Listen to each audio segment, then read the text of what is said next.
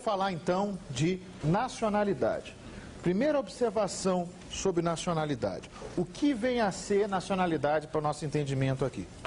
Nacionalidade tem a ver com um vínculo que liga uma pessoa a um Estado. Tá?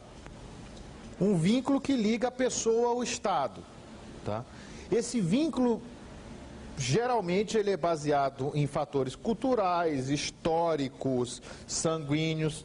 Isso tem a ver com nacionalidade. Uma observação interessante. Nacionalidade, as questões sobre nacionalidades são estabelecidas pelo direito interno de cada Estado. Cada Estado é que diz quem é o seu nacional. O direito internacional ele estabelece determinadas regras gerais. Por exemplo, o direito internacional estabelece que é dever do Estado atribuir nacionalidade. O direito internacional estabelece que o Estado tem que distinguir o nacional do estrangeiro. E como é que o Estado faz isso? Dizendo quem são seus nacionais. Ele diz quem são seus nacionais e com isso aqueles que não estiverem dentro dessa categoria são estrangeiros. O direito internacional condena o que a gente chama de apatria ou apatridia, que é a ausência de nacionalidade, falta de nacionalidade.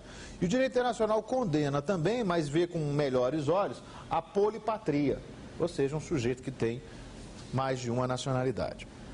Outra coisa, a gente está falando de nacionalidade aqui dentro da perspectiva nossa, brasileira. É diferente de nacionalidade, o termo nacionalidade em outros países, mas não vou entrar nisso aqui não. Bom, então eu disse que compete ao Estado atribuir a nacionalidade.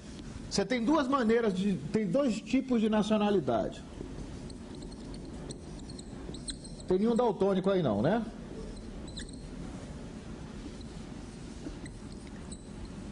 Você tem o que a gente chama de nacionalidade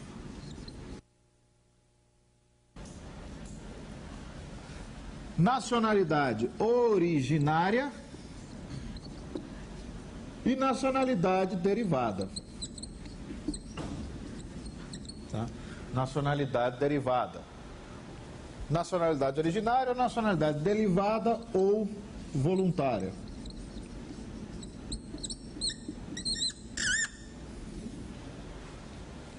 Qual é a diferença de um para o outro? A nacionalidade originária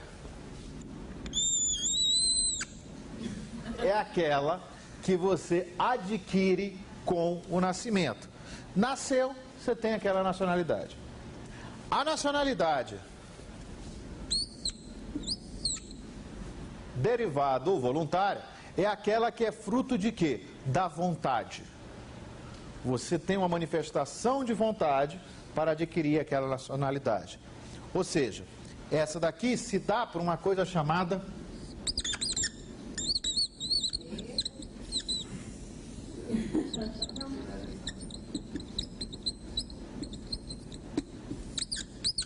naturalização. Vamos lá, vamos chegar nisso aí. A nacionalidade originária ela pode ser obtida de duas maneiras. Ela pode ser obtida por direito de solo, ius soli, ou ela pode ser obtida por direito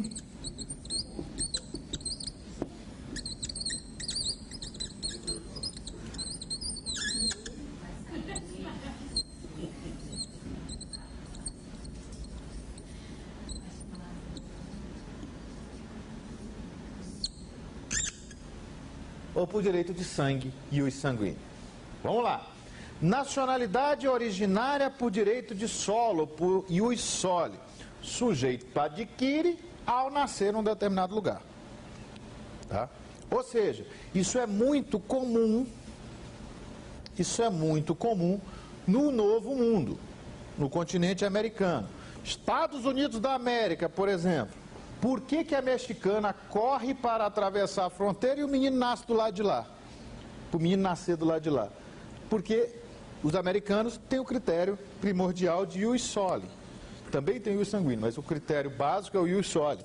Como é no Brasil também, a gente tem o ius soli. Nasceu no território daquele estado, é nacional daquele estado. Está claro o critério ius soli? Se dá em virtude do local de nascimento. O segundo critério de nacionalidade originária é o de direito de sangue, ius sanguíneo. O que diz o critério de direito de sangue? É nacional de um estado quem é filho de nacional daquele estado. E aí é o caso, por exemplo, acontece na Alemanha. Nasceu na Alemanha, filho de alemão, você vai ter nacionalidade alemã. Se o sujeito nasceu filho de alemão no Rio Grande do Sul, no Ceará, na China, ele é alemão porque ele é de nacionalidade alemã. Isso é muito comum no velho mundo. Pode acontecer. Por que a gente tem na Alemanha a quantidade de turco nascido na Alemanha e que não é turco, e que não é alemão, é turco? Porque na Alemanha se tem um critério de direito de sangue. Os brasileiros que nascem aqui, filhos de italianos? Os brasileiros que nascem aqui, filhos de italiano, até a quarta geração, são italianos. E são também brasileiros, mas são italianos. Observação. Nacionalidade derivada, a regra é que só se tenha uma. Nacionalidade originária, eu posso ter quantas a criatividade humana me permitir. Vou dar um exemplo. Aqui não dá. Tá, posso apagar isso aqui?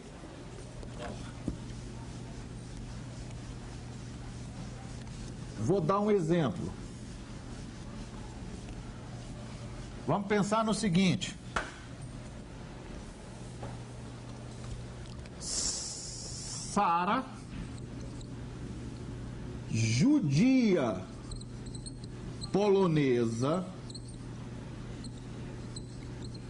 casou com Hans, alemão, emigraram para os Estados Unidos e lá tiveram Klaus, tá? Aqui nos Estados Unidos. Tá? Tá? Klaus, portanto, vai ser a princípio... Não, tiveram Klaus? Não. Vamos botar aqui, tiveram Ana. Tá? Ana vai ser judia, porque isso passa pelo critério da mãe, pela linhagem maternal, polonesa e alemã estadunidense.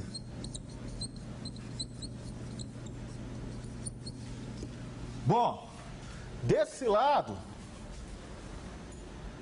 tem o Sakura, japonês, que casou, sei lá, com a Júlia, italiano.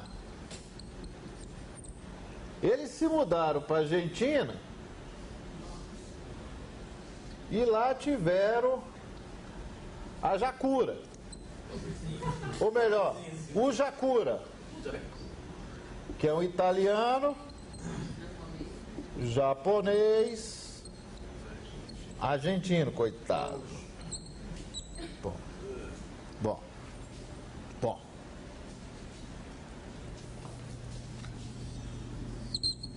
Esses dois se encontram